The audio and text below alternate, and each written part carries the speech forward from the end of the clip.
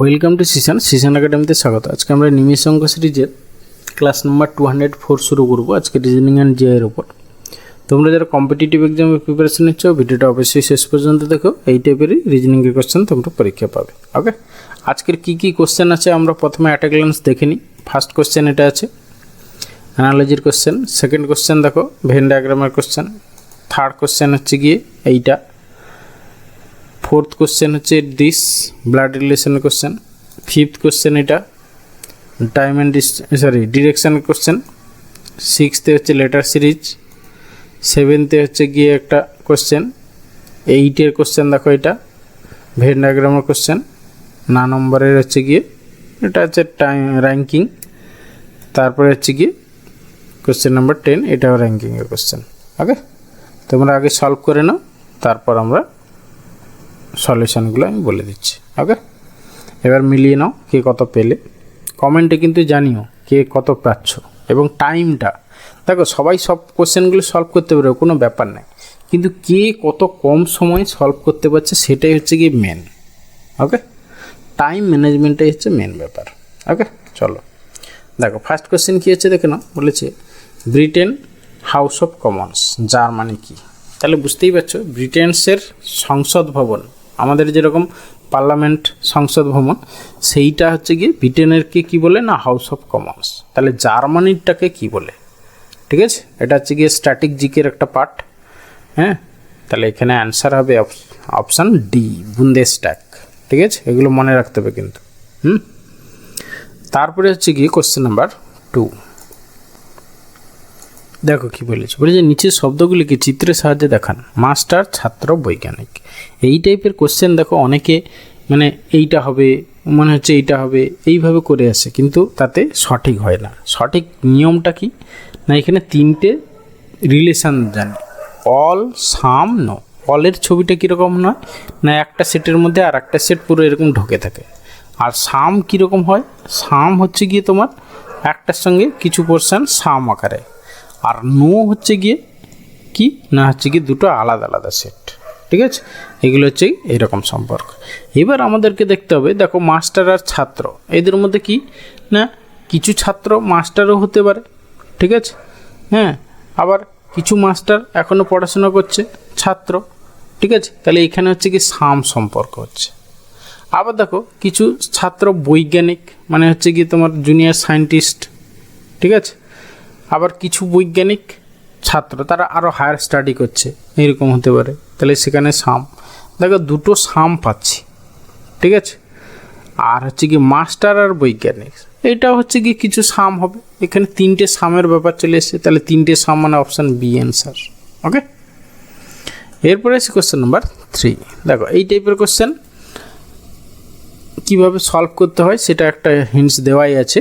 ঠিক আছে, দেখো এইখানে যদি দিসকে বলা হয় সুন্দর রবিবার সকাল, আর হচ্ছে কি এটা একটাকে বলা হয় যে প্রত্যেক মঙ্গলবার সকাল, তারপরে হচ্ছে কি এটাকে বলা হয় সুন্দর বাজার স্থল। ঠিক আছে, তবে রবিবারের কোড কি? জাস্ট তোমাকে কি করতে হবে, দেখো কমন কি কি আছে। দেখো সুন্দর হচ্ছে এইখানে কমন আছে, এইখানে কমন আছে। ঠিক আছে, আমরা ফার্স্ট আর লাস্টের মধ্যে, তাহলে সুন্দর কীরকম আছে দেখো, সুন্দর এখানে আছে এস আর আই, হ্যাঁ, বা এস কে আই, এখানেও তোমার এস কে আই। তাহলে দেখো এই রকম করে কেটে দিয়েছি। ঠিক আছে, মানে সেম সাইন সেম টাইপের তোমাকে সাইন দিতে হবে, তাহলে মনে থাকবে আর কি।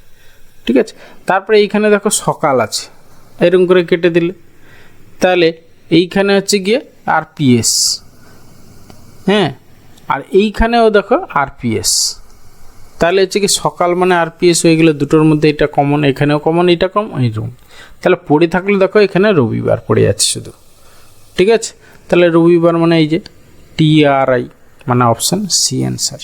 ওকে, এইভাবে তোমাদেরকে কম্পেয়ার করে বের করতে হয় এই টাইপের কোশ্চেন। এরপরে এসে question number 4 blood relation question.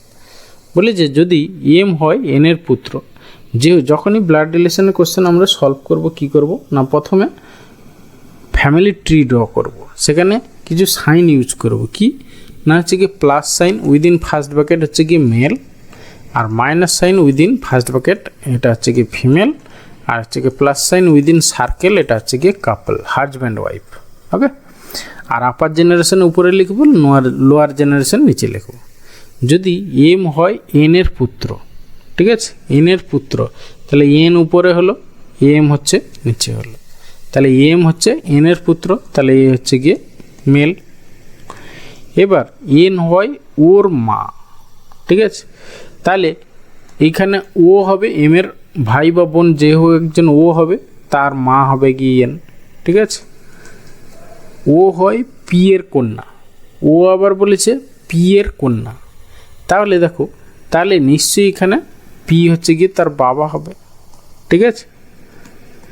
তাহলে এইটাকে আমরা সার্কেল করে দিলাম, তাহলে এন আর পি হচ্ছে গিয়ে হাজব্যান্ড ওয়াইফ। ওকে, তাহলে এম এর সাথে পি এর সম্পর্ক কি?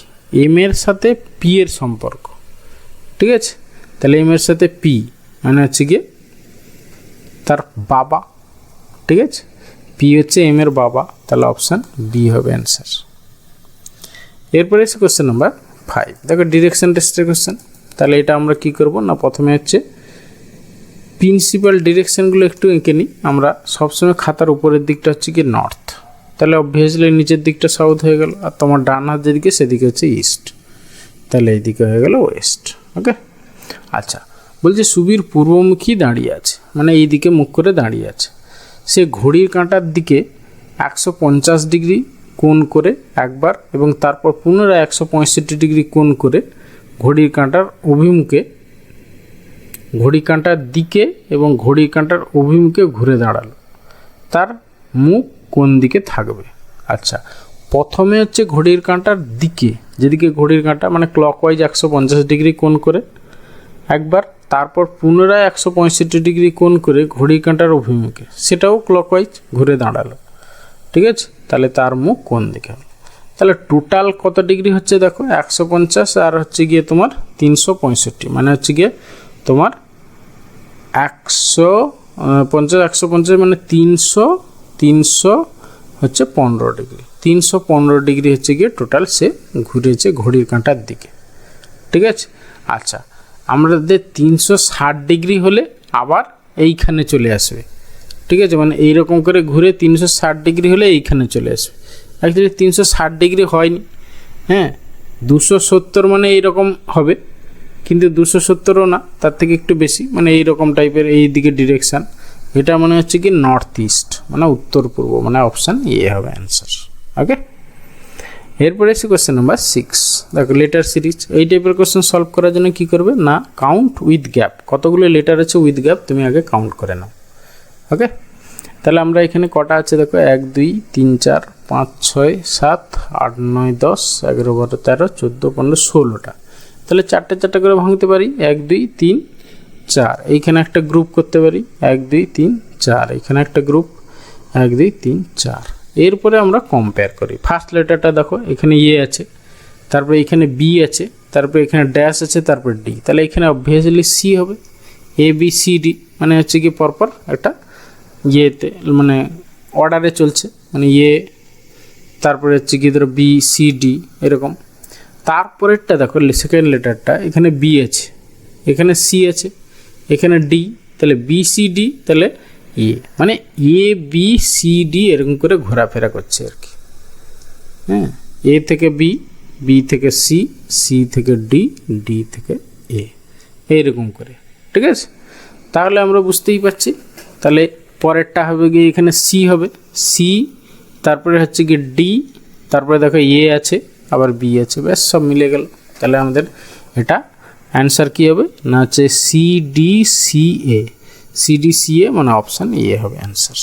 ওকে, এরপরে এসে কোশ্চেন নাম্বার 7, দেখো কি বলেছে, বলছে নিচের বৃত্তের কেন্দ্রগুলি হরাইজন্টাল এবং ভার্টিক্যালভাবে যুক্ত করলে কতগুলি বর্গক্ষেত্র পাওয়া যাবে, ঠিক আছে।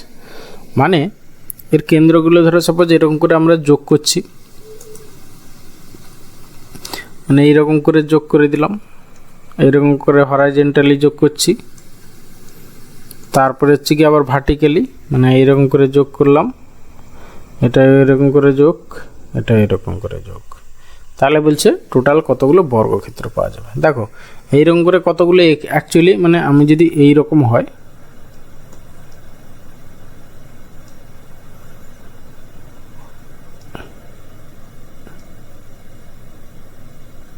এই ঠিক আছে, তাহলে আমরা কতগুলো পাচ্ছি দেখো 1 2 3 4 5 6টা প্লাস এবার দেখো এই কটা নিয়ে একটা, তারপর আর এই কটা নিয়ে একটা, তাহলে 6টা আর ওই রকম করে দুটো, মানে আছে 8টা হচ্ছে কি মানে বর্গক্ষেত্র, মানে অপশান সি অ্যান্সার।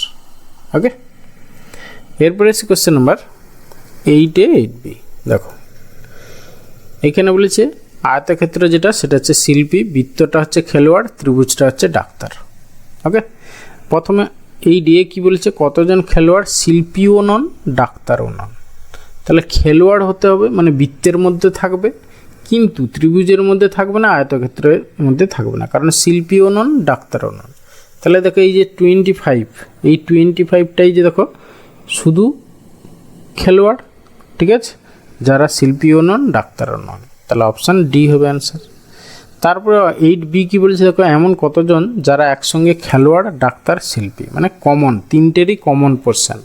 এই দেখো তিনটা হচ্ছে কি তিনটে সেটের মধ্যেই আছে, একটা আয়তক্ষেত্র, ত্রিভুজ আর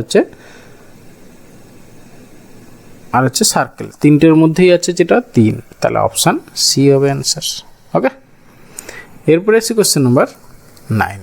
বলেছে ABCDE এক সারিতে আছে, এ ও সি এর মাঝখানে বি, আর DCE এর মাঝখানে কে সবার মাঝখানে বসে আছে। আচ্ছা, আমরা যদি ধরো সাপোজ এরকম লেফট টু রাইট বসছে, এরকম ভাবি এ সি এর মাঝখানে বি, এ ও সি এর মাঝখানে হচ্ছে বি বলেছে, ঠিক আছে, তাহলে এ এখানে হতে পারে, সি তার মাঝখানে বি, বা এই দিকে সি হতে পারে, এখানে বি হতে পারে, এখানে এ হতে পারে, দুটো কনসিডার, ঠিক আছে। এবার বলেছে ডি সি ও ই এর মাঝখানে, তাহলে সি ও ই এর মাঝখানে হচ্ছে কি ডি, এরকম হতে পারে, আর এই ক্ষেত্রে হলে এইখানে ই হবে আর এইখানে হচ্ছে ডি হয়ে যাবে, ঠিক আছে। এবার বলেছে কে সবার মাঝখানে আছে, তাহলে এইটাতেও সি দেখছি সবার মাঝখানে, এখানেও সি দেখছি সবার মাঝখানে, তাহলে অপশান বি হবে অ্যান্সার। ওকে, এরপরে আছে question number 10 and final question. বলেছে মেয়েদের একটি সারিতে রাধা একদিক থেকে 7 নম্বরে ছিল, অন্য দিক থেকে 11 নম্বরে ছিল, তাহলে মেয়েদের সংখ্যা কত? জাস্ট কিছুই নেই, দুটোর যোগ, ঠিক আছে, মানে ফ্রম লেফট হচ্ছে কি 7, ফ্রম রাইট হচ্ছে কি 11, মানে লেফট প্লাস রাইট মাইনাস 1, ঠিক আছে, 7 × 8 18, 18 - 1 মানে হচ্ছে কি 17 জন মেয়ে ছিল সারিতে, মানে অপশান ডি অ্যান্সার। ওকে, আচ্ছা, ভিডিওটা শেষ করার আগে বলবো আমি একটা নতুন ব্যাচ শুরু করছি 1 মে থেকে, prelim main level based on latest প্যাটার্নের live plus video on demand class থাকবে, ম্যাথ এবং রিজনিংয়ের কমপ্লিট প্রিপারেশান পেয়ে যাবে, ঠিক আছে। যারা কম্পিটিটিভ এক্সাম প্রিপারেশান নিচ্ছ তারা এই ব্যাচটা করলে কিন্তু 100% প্রিপারেশান পেয়ে যাবে। ওকে, যারা ইন্টারেস্টেড তারা আমার নিচের ফোন নাম্বারে আমার সঙ্গে যোগাযোগ করতে পারো। ওকে, থ্যাংক ইউ, ভালো থাকবে, বাই।